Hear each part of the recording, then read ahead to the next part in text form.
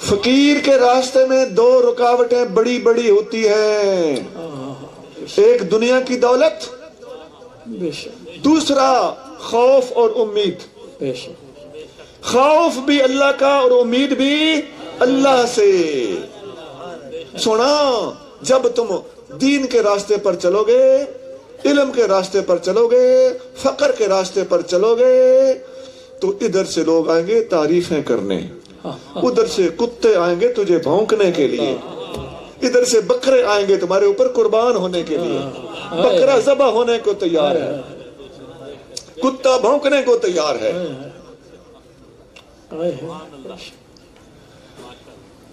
خواجہ غلام فرید صاحب فرماتے ہیں، اوڈوں غمزے عشوے نخرے، ایڈوں یار خریتی بکرے، کسن کان تیار، رانداں رسیاں نیوے آ چنو رل یار، پیلو پکیاں نیوے آ چنو رل یار۔ خواجہ صاحب کا یہ کلام ہے۔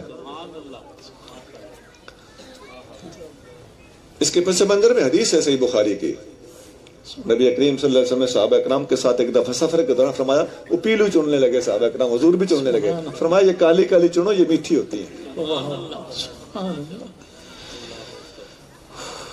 علیکم بالاسود، کالی پیلو چنو، یہ سب سے اچھی ہوتی ہے۔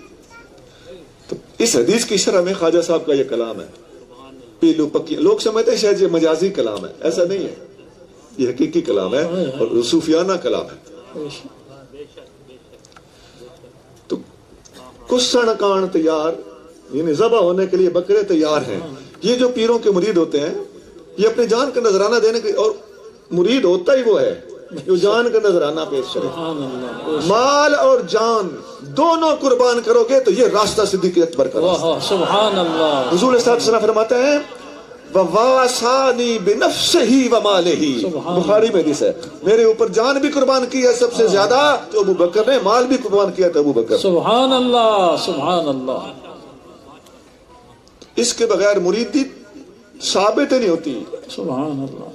اللہ کرے پیر بھی اچھا ہو، پیر بھی کامل ہو، اللہ کرے مرید بھی کامل ہو۔ آمین۔ ہم نے صوفیاء سے سنا ہے کہ لوگ کہتے ہیں پیر کامل نہیں ملتا، کامل صوفیاء اس فکر میں رہتے ہیں ہمیں مرید کامل نہیں ملتا۔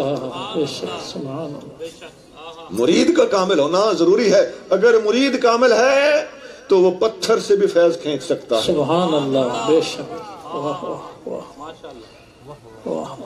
پیر توجہ کرے نہ کرے، مرید اپنی کھڑکی کھول کے رکھے تو توجہ پہنچتی ہے۔ سبحان اللہ، سبحان اللہ، سبحان اللہ، سبحان اللہ۔ پیر کا چہرہ ہی توجہ ہوتا ہے، بشرطے کہ تیرے اندر کی کھڑکی کھلی ہوئی ہے، تیرا دھیان ادھر ہے، تیرا دھیان ادھر ہے، تو طوطے اڑا رہا ہے۔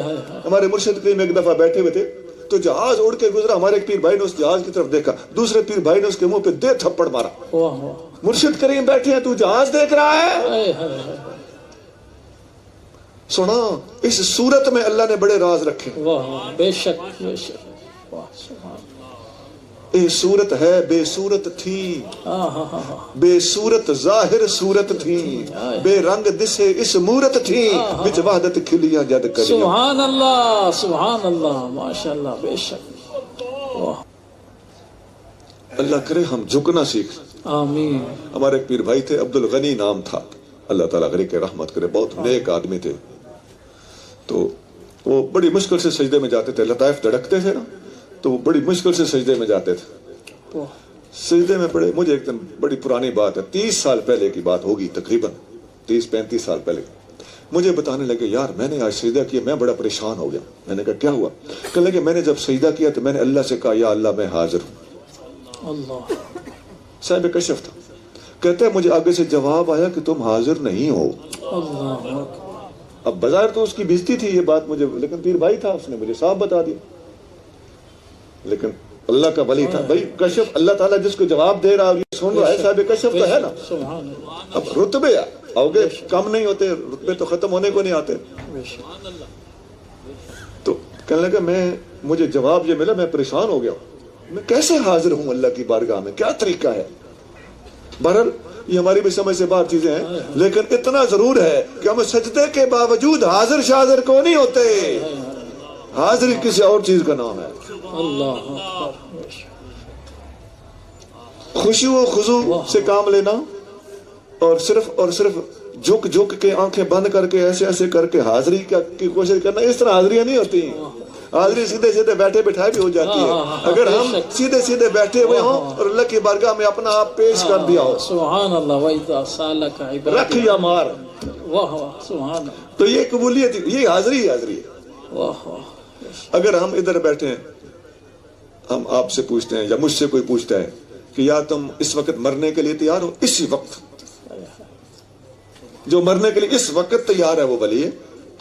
چھوٹا ولی یا بڑا ایک الگ بات ہے، وہ ولیوں کی صف میں شامل ہے جو ادھر بیٹھا بیٹھا مرنے کو تیار ہے. اگر ہمیں پوچھے تھے کہ مرنے کو تیار ہو، نہیں میرے نکے نکے بچے نے، اے نکی کڑی دی شادی ہو لے نہیں. یہ ہمارے مرشد کریم نے دنیا سے پردہ فرمایا تو ہمارے استاد تھے، بڑے گر کے آدمی تھے، تو ہمارے سینئر پیر بھائی تھے. سینئر پیر بھائی بعض اوقات استاد بھی ہوتے ہیں، ایسا ہوتا ہے. فیض پیر بھائیوں سے زیادہ ملتا ہے. مرشد نے تو دستخط کرنے ہوتے ہیں نا، کام پیر بھائی کر دیتے ہیں. ان کی صحبت، ان کی سنگت، ان کے ساتھ مل کے ذکر فکر کرنا، ایک دوسرے پہ توجہ کرنا، بہت کام ادھر سے ہو جاتے ہیں. اچھا، وہ ہمارے مرشد کریم نے پردہ فرمایا نا جب دنیا سے، تو ہمارے اس استاد صاحب کے پاس ایک ہمارا پیر بھائی ملا.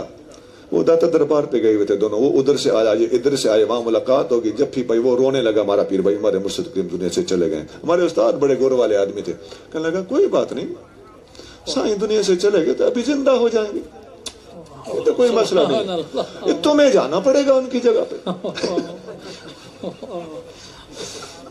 اس نے کہا نہیں میرے نکے نکے بچے ہیں. انہوں نے کہا بس پھوک لے گئی ہے. مرید کہلانا آسان ہے، مرید بن کے رہنا مشکل ہے. بے شک بے شک. ایک حدیث بخاری اور مسلم میں ہے، حضرت عبداللہ بن مسعود رضی اللہ تعالیٰ عنہ فرماتے ہیں، متفق علیہ حدیث، آپ فرماتے ہیں ما انزلت سورۃ من القرآن الا وانا اعلم متى نزلت.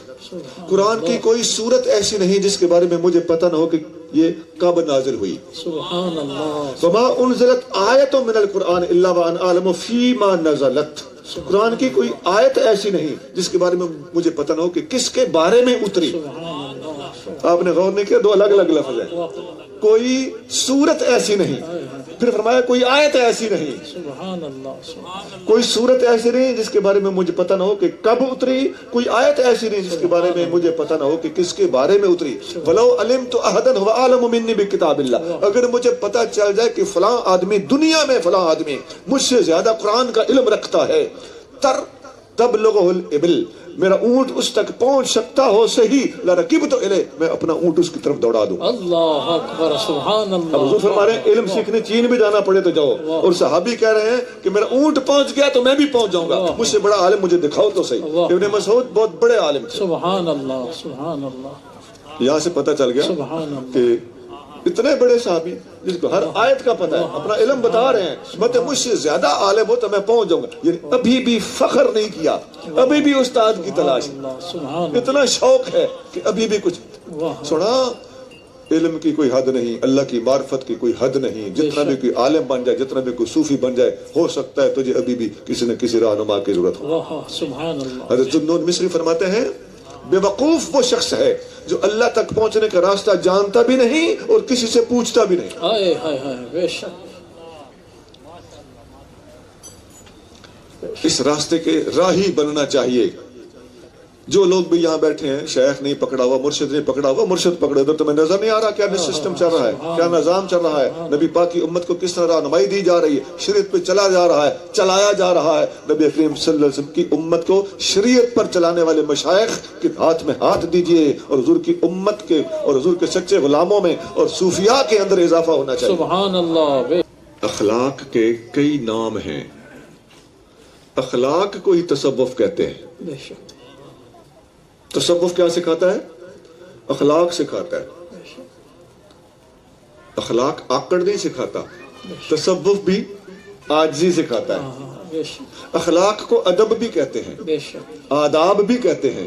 حدیث کی کتابوں میں اخلاق کا پورا چیپٹر ہوتا ہے، آداب کا بھی پورا چیپٹر ہوتا ہے، رقاق کا بھی پورا چیپٹر ہوتا ہے. یہ سب چیزیں تصوف سے تعلق رکھتی ہیں. حضرت داتا صاحب رحمۃ اللہ علیہ اپنی کتاب کشف المحجوب میں حضرت ابو حفص حداد رضی اللہ تعالی عنہ، یہ بہت بڑے صوفی گزرے، ان کا قول نقل کرتے ہیں۔ حداد علیہ رحمت نے فرمایا التصوف کلہ آداب، بے شک سبحان اللہ، تصوف نام ہی آداب کا ہے، ادب کا نام ہے۔ بے شک